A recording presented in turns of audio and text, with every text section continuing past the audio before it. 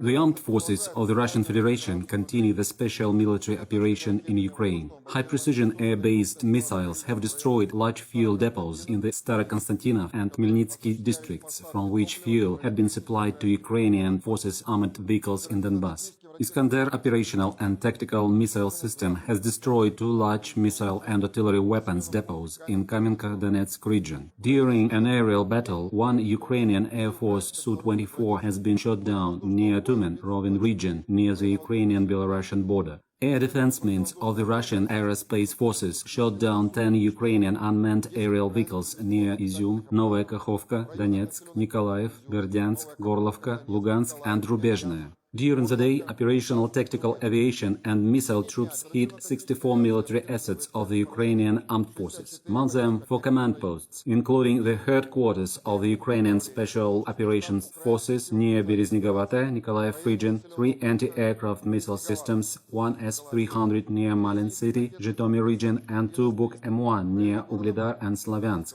3 multiple launch rocket systems, 2 artillery batteries, and 49 areas of concentration of weapons and military equipment and strongholds of the Ukrainian armed forces were also destroyed. In total, 124 aircraft and 77 helicopters, 214 anti-aircraft missile systems, 321 unmanned aerial vehicles, 1,752 tanks and other armored combat vehicles, 184 multiple launch rocket systems, 734 field artillery and mortars, as well as 1,640 units of special military vehicles of the armed forces of Ukraine were destroyed during the operation.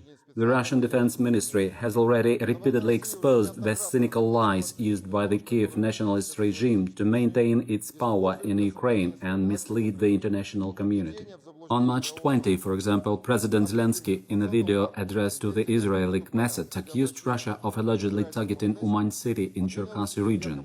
To enhance the dramatic effect, Zelensky stated, and I quote, "This is a place visited by tens of thousands of Israelis every year for the pilgrimage of Tzadik Nachman." I would like to stress that during special military operation, the Russian armed forces do not strike civilian objects, all the more so when it comes to places of worship and any other places of public worship. It is the Kiev regime, in violation of international humanitarian law and simply moral norms, that uses such facilities as collection and transfer points for weapons and Nazis to take part in hostilities. Today, we present evidence received from a member of the Uman Jewish community of the use by the Zelensky regime for this purpose of the building of the new city synagogue located at Chassainy Lane 1. Photographs taken on March 21, the day after Zelensky's speech to the Knesset, show the formation of 2 columns of nationalists on the synagogue grounds.